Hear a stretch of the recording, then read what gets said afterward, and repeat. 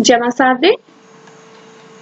नमस्कार प्यारे दोस्तों, very good evening to all of you.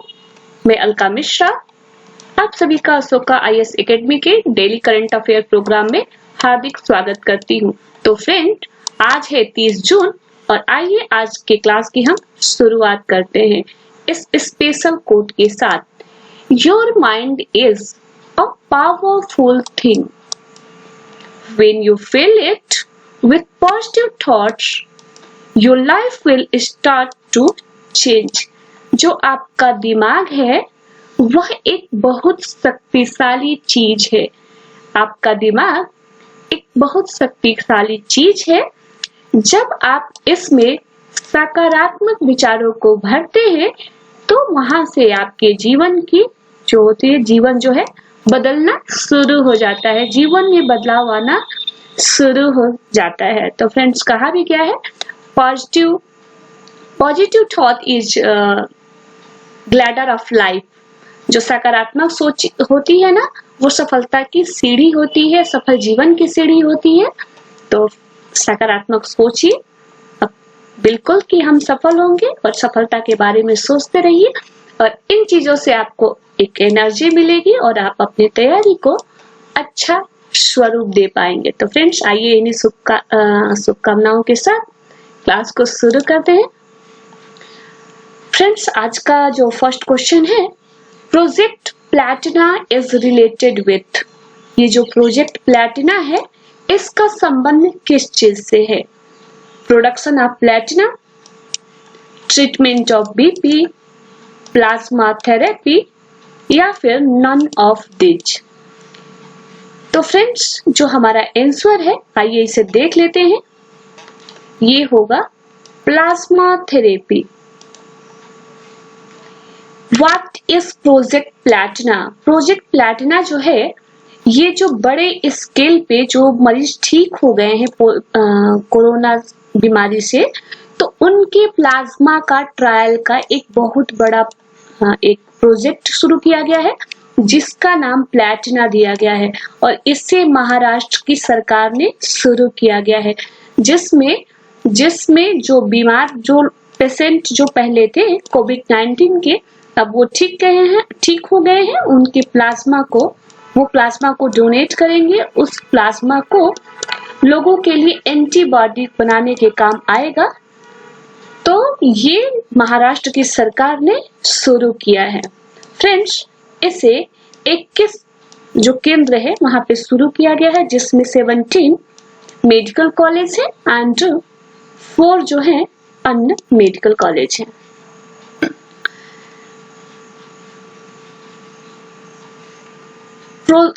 Friends, जो प्लाज्मा थेरेपी है यह एक कारगर तकनीक हो सकती है क्योंकि अभी तक कोई कारगर इलाज इस बीमारी का नहीं ढूंढा जा सका है। कोई ऐसा न तो वैक्सीन आ पाई है, न ही कोई ऐसी मेडिसिन आई है, ऐसा कोई ड्रग आ पाया है जो कोविड-19 को फाइट कर सके। तो ऐसे में प्लाज्मा थेरेपी एक कारगर उपाय हो सकता है और इसे H1N1 फ्लू जब आया था 2009 में, इसके अलावा SARS और यहाँ तक कि इबोला वायरस जैसे विभिन्न बीमारियों में इसके सकारात्मक एवं संतोषजनक परिणाम रहे हैं। प्लाज्मा थेरेपी के सकारात्मक एवं संतोषजनक परिणाम रहे हैं, इसलिए महाराष्ट्र ने प्रोजेक्ट प्लैटिना को शुरू किया है। तो इसका आंसर हो जाएगा प्लाज्मा थेरेपी। प्रोजेक्ट प्लैटिना किस चीज से जुड़ा हुआ है? तो यह जुड़ा हुआ है प्लाज्मा थेरेपी से। फ्रेंड्स, कोरोना से संबंधित प्रश्न इस समय ज्यादा हो जाएंगे क्योंकि बहुत सारी चीजें हो रही हैं और आपको इन चीजों पर थोड़ा सा निगाह पैना रखना होगा क्योंकि अभी जब हमारे सामने घटनाएं घट रही हैं तो हमें सब चीजें इजी लगती हैं, लेकिन जब समय बीतता जाता है और ढेर सारी सूचनाएं हो जाएंगी कोरोना से संबंधित, तो हमारे लिए चुनना उसमें से कि क्या सही है थोड़ा कठिन हो जाएगा। तो इसलिए साथ चीजों को अपने मस्तिष्क में रखते जाए, पढ़ते जाए, नोट्स बनाते रहे, उसको रिवाइज करते जाए ताकि वो आपके लिए आसान हो, चीजें आसान ही बनी रहे। नेक्स्ट क्वेश्चन देखते हैं। World's largest plasma therapy trial under Project Platina launched by which Indian state? तो फ्रेंड्स आप इसका आंसर जान चुके हैं पहले, तो इससे महाराष्ट्र, ये मुंबई नहीं होगा, महाराष्ट्र है, तो इससे महाराष्ट्र की गवर्नमेंट ने शुरू किया है। ये इनका ट्वीट है, इससे महाराष्ट्र के गवर्नमेंट ये यहाँ से अनाउंस कर रहे हैं इस प्रोजेक्ट के बारे में। नेक्स्ट क्वेश्चन देखते हैं। Kholongchu hydro electric project is a joint project of India and China, India and Pakistan, China and Pakistan and India and Bhutan. तो फ्रेंड्स इसका जो आंसर हो जाएगा इंडिया एंड भूटान, भारत और भूटान। जो खोलंगचू हाइड्रो इलेक्ट्रिक प्रोजेक्ट है वो भारत और भूटान का संयुक्त उपक्रम है, संयुक्त उपक्रम है। और ये जो है इससे संबंधित एक कंसेशन एग्रीमेंट साइन हुआ है कल 29 जून को एक कंसेशन एग्रीमेंट साइन हुआ है, तो वही इसका ये इसमें फोटो लगा हुआ है, आप देख रहे हैं, ये भूटान के और ये इंडियंस।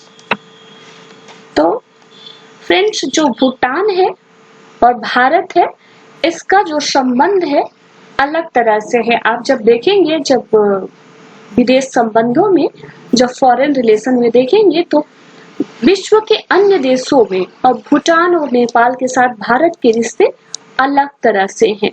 तो इस पे भी कभी चर्चा होगी जब ऐसी बातें आएंगी, लेकिन इसका कारण तात्कालिक रूप से यह है कि ये हमारे लिए स्ट्रैटेजिक रूप से बहुत ही इम्पोर्टेंट कंट्री है। भले ही छोटा है लेकिन रणनीतिक रूप से हमारे लिए बहुत ही महत्वपूर्ण है। और जब डोकलाम में विवाद हुआ था तब तो आपने देखा ही था कि कितना महत्वपूर्ण था हमारे लिए। चाइना से जब डोकलाम पे विवाद हुआ था और अभी भी चाइना और भारत के बीच जो है तानातानी चल ही रही है। तो ऐसी परिस्थितियों में ये जो छोटे छोटे जो देश हैं ये हमारे लिए बफर का काम करते हैं और यह जो है कुशन का काम करते हैं। ये बहुत इम्पोर्टेंट महत्वपूर्ण भूमिका निभाते हैं। तो ऐसे लोगों, ऐसे देशों के साथ, और भारत की भूमिका के बारे में आप जानते ही हैं कि भारत जो है हमेशा बड़े भाई के रूप में इसका भूमिका को रेखांकित किया जाता रहा है और भारत ने हमेशा बड़े भाई के रूप में एक अच्छी भूमिका निभाई है। लेकिन बीच में थोड़ा जो चाइना नामक शरारती पड़ोसिया के भाइयों के बीच में थोड़ा दरार पैदा कर रहा है, लेकिन कोई बात नहीं, भाई अपने हैं तो जरूर बात सुनेंगे।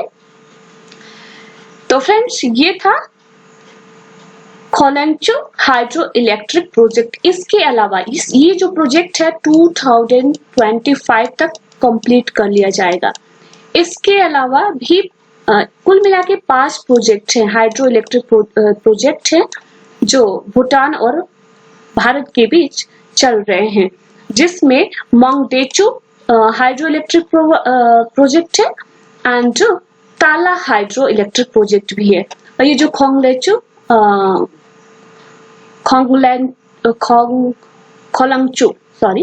खोलंगचू हाइड्रो इलेक्ट्रिक प्रोजेक्ट है, ये खोलंगचू रिवर पर बना हुआ है। तो कई बार एग्जाम में पूछ दिया जाता है कि ये किस रिवर पे बना हुआ है, तो ये रिवर पे बना हुआ है, खोलंगचू रिवर पे, और 600 मेगावाट का है। 600 मेगावाट एनर्जी जो होगी इससे जनरेट होगी, जो पावर होगी वो जनरेट होगी। तो फ्रेंड्स ये आप इसे याद रखिएगा। Next question, who has reappointed as attorney general for India? Arvind Subramanian, K Venugopal, VK Singh and VK Singh. तो आज सही आंसर हो जाएगा के वेणुगोपाल। फ्रेंड्स जो के वेणुगोपाल हैं इन्हें रीअपॉइंट किया गया है 1 साल के लिए। 1 साल के लिए इन्हें अपॉइंट किया गया है। इसके पहले सॉलिसिटर जनरल को भी ऐसे ही 3 साल के लिए अभी रीअपॉइंटमेंट किया गया था, जो कि है तुषार मेहता।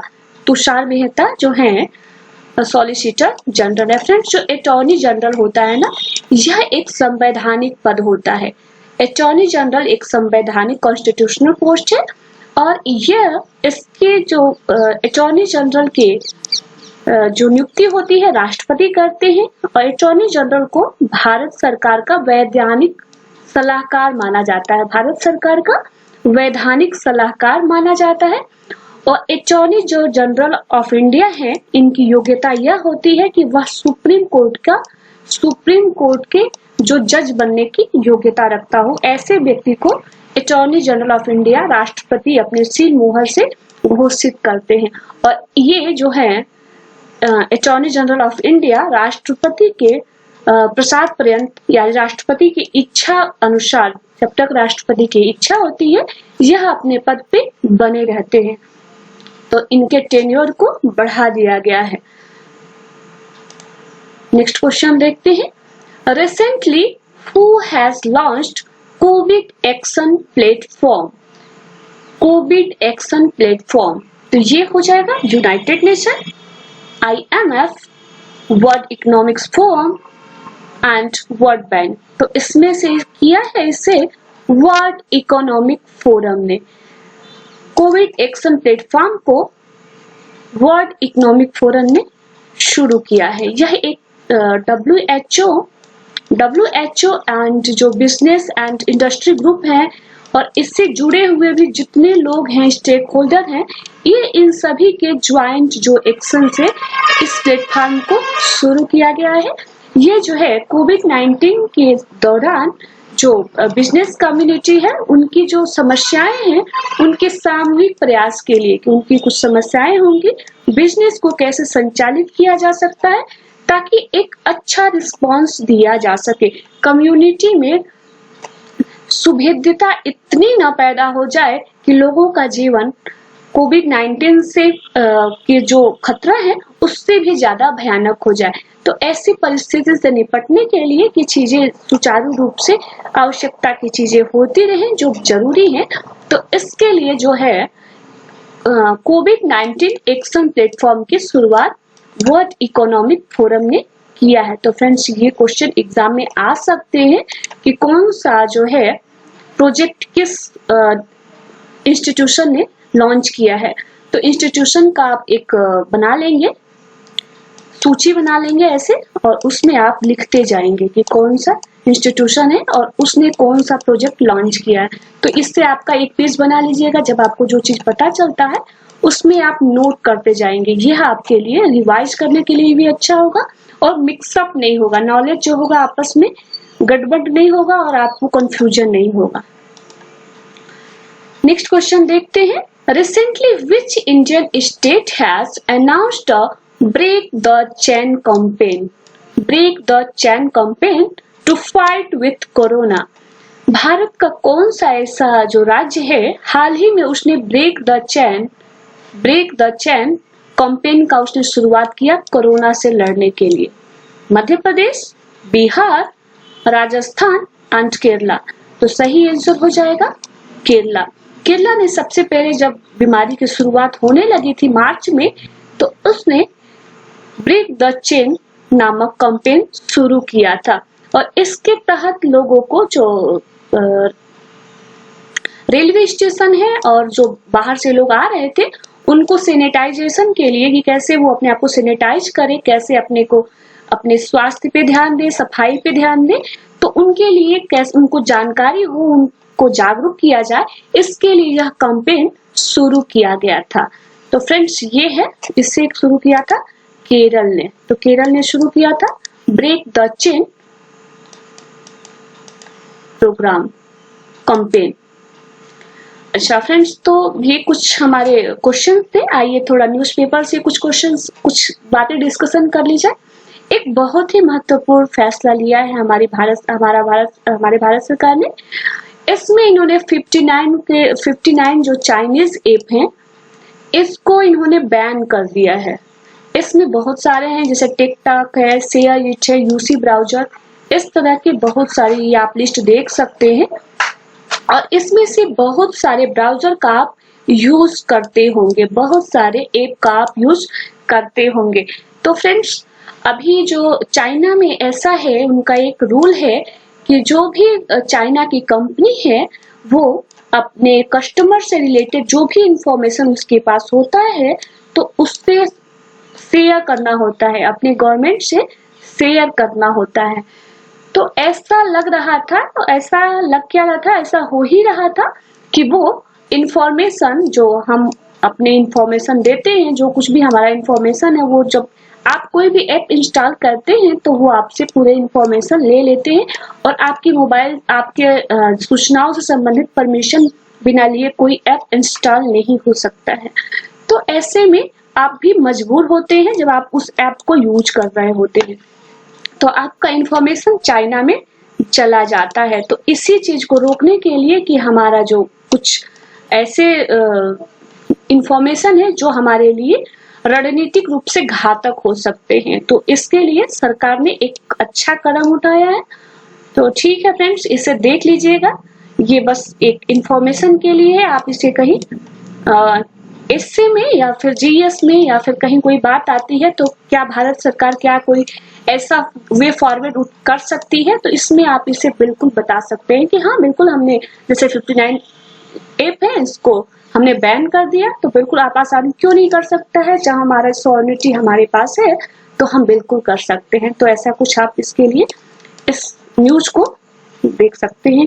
कौन कौन से है ऐसा शायद कोई पूछ दे या फिर नहीं भी पूछ सकता है, लेकिन आप जो फेमस है जैसे हेलो है, टिकटॉक है, शेयर इट है, यूकैम है, तो ये सब को आप देख लीजिएगा कौन कौन से। लगता है इसमें जूम नहीं है तो ठीक है, उससे वी मीट है, फोटो वंडर है, तो आप इसे देख लीजिएगा, बस इंफॉर्मेशन के लिए, नॉर्मल इंफॉर्मेशन के लिए।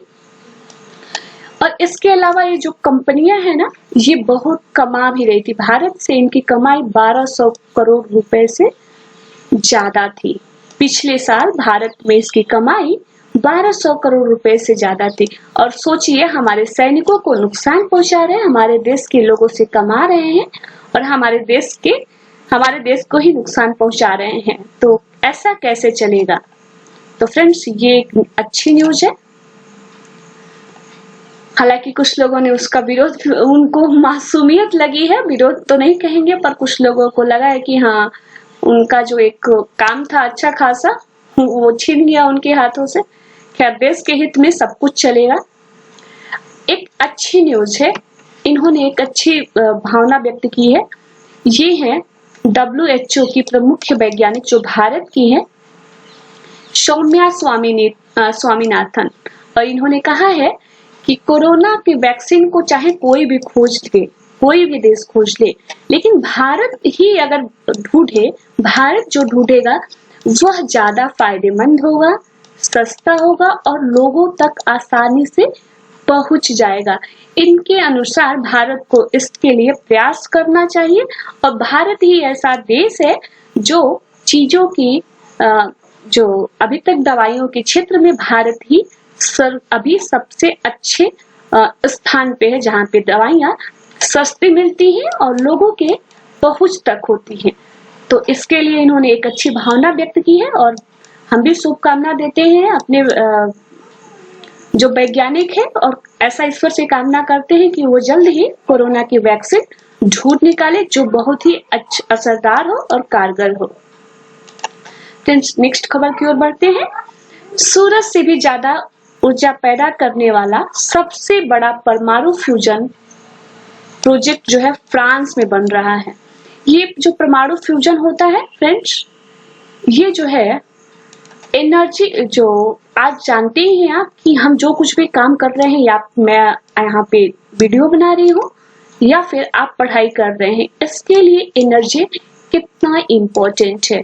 तो एनर्जी इम्पोर्टेंट है, तो एनर्जी के रिसोर्सेस भी कम है और जो हमारे पास जो परंपरागत साधन है ऊर्जा के, वो समाप्त हो रहे हैं। उनमें किस प्रकार की परेशानियां हैं, उससे पर्यावरण पे भी संकट है। तो ऐसी परिस्थिति में नए नए विकल्प तलाशे जाते रहे हैं। तो उसी के एक वे फॉरवर्ड के रूप में आप इसे देख सकते हैं। जो परमाणु फ्यूजन है ये फ्रांस में बन रहा है और इसमें इसमें भारत भी भाग ले रहा है। इसमें 7 देश मिल रहे हैं, तो इसमें भारत भी एक महत्वपूर्ण भूमिका निभा रहा है। तो ये एक अच्छी खबर है भारत के लिए। तो हमारे भारतीय वैज्ञानिक आगे बढ़ते रहे, हमें तो इसी बात में खुशी मिलती है। तो फ्रेंड्स, इसके अलावा एक बहुत अच्छी खबर थी जो मैं इसमें नहीं ले पाई हूँ। आज 4 बजे प्रधानमंत्री ने देश को संबोधित किया। आप सुन रहे होंगे, आपने सुना होगा उनके संबोधन को। उन्होंने जो है, हालांकि उन्होंने कहा कि जो लॉकडाउन के दौरान जो सावधानियां बरती गई थी, वो लॉकडाउन अनलॉक के दौरान उसे ध्यान नहीं दिया गया है और अब तो स्थिति संभलने की है, उस समय ज्यादा लापरवाही बरती जा रही है। लेकिन इस पूरे इनके संबोधन की सबसे महत्वपूर्ण बात यह थी कि जो किसान गरीब कल्याण योजना था, उसमें इन्होंने इसको एक्सटेंड कर दिया है। इससे बढ़ा के आज 30 जून को वो समाप्त हो रहा था, इसे वो नवंबर तक कर दिए हैं, 30 नवंबर तक कर दिए हैं। तो फ्रेंड्स, होना भी चाहिए। जो गरीब मजदूर हैं उनकी स्थिति बड़े नाजुक है और आज भी बहुत सारे लोग वापस अपने घरों को जा रहे हैं, उनके पास कोई काम नहीं है। ऐसी स्थिति में कोई भूखे नहीं सोना चाहिए, किसी की भूख से जान नहीं जाना चाहिए। तो सरकार को इस दिशा में ध्यान देना चाहिए। प्रधानमंत्री जी ने बहुत अच्छी बात कही कि अभी त्योहारों का मौसम आ रहा है, दिवाली आएगा, छठ आएगा, रक्षाबंधन है और ढेर सारे त्योहार है। तो इस दौरान किसी को दिक्कत ना हो, इसलिए हालांकि यह कंट्रोवर्शियल हो सकता है कि 5 किलो अनाज में क्या हो सकता है, लेकिन जो कहते हैं डूबते को तिनका का सहारा होता है। तो ये एक अच्छी पहल है। सरकार पर इसका बोझ भी होगा, लेकिन अपना जो नागरिक होता है ना, वो बोझ नहीं होता है। प्रधानमंत्री इस बात को समझ रहे हैं और मानव संसाधन किसी भी देश की एक महत्वपूर्ण पूंजी होती है। चाइना के पास जो मानव पूंजी है, उसके दम पे चाइना क्या क्या कर रहा है, तो भारत भी अपने मानव पूंजी को संश्लेषित और विश्लेषित करके उसमें कुछ अच्छे स्किल्स को डेवलप करके मानव संसाधन को है मानव पूंजी के रूप में इस्तेमाल कर सकता है। भारत के पास कैपिटल की जो पूंजी है वो कमी है, तो उसे मानव पूंजी के रूप में को और निखार के उसको अपना प्रोजेक्ट को अच्छा बना सकता है, अपने देश की का जो विकास है वो कर सकता है। तो इस दिशा में एक अच्छा पहल है। तो फ्रेंड्स, वैसे ढेर सारी खबरें हैं, मैंने चुन के कुछ खबरों को लाया है और इन्हें आप देखिएगा और मैं कोशिश करूंगी कि आपको Rajya Sabha TV, Lok Sabha TV, DD news and AIR news, इतने का जो है डेली टू डेली आपको इतने का यहाँ से मैं आपको मटेरियल दूं, ताकि आपका जो करंट अफेयर है एक सिस्टमैटिक वे में बना रहे। तो फ्रेंड्स, क्लास वॉच करने के लिए आप लोगों का बहुत बहुत धन्यवाद। Thank you very much. नमस्कार।